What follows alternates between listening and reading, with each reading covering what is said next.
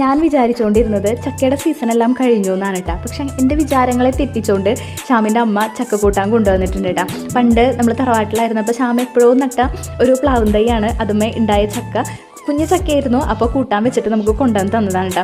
കൊണ്ടുവന്നപ്പോൾ തന്നെ ശ്യാമ ഒരു ചായ വെച്ചോളാൻ പറഞ്ഞു. അങ്ങനെ ഒരു പാൽ ചായയും വെച്ച് ഞങ്ങൾ കഴിക്കാനിരുന്നു കേട്ടോ. പിന്നെ ഈ തംസപ്പ് ചെയ്യുന്ന ആൾ ഈ ചക്ക കൂട്ടാൻ കഴിക്കുന്ന ആളല്ല, ചായ കുടിക്കാൻ വേണ്ടി മാത്രം വന്നിരുന്ന ആളാണ് കേട്ടോ.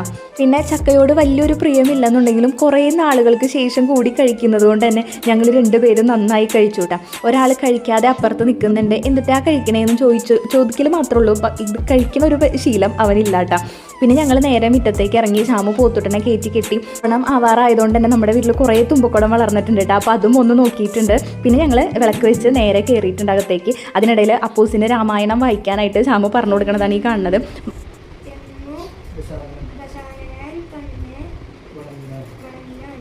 അപ്പോൾ ഇന്നത്തെ നമ്മുടെ കുഞ്ഞു വീഡിയോ ഇത്രയേ ഉള്ളൂ. ഇഷ്ടപ്പെട്ടാൽ സബ്സ്ക്രൈബ് ചെയ്യാൻ മറക്കല്ലേ. Okay, by, thank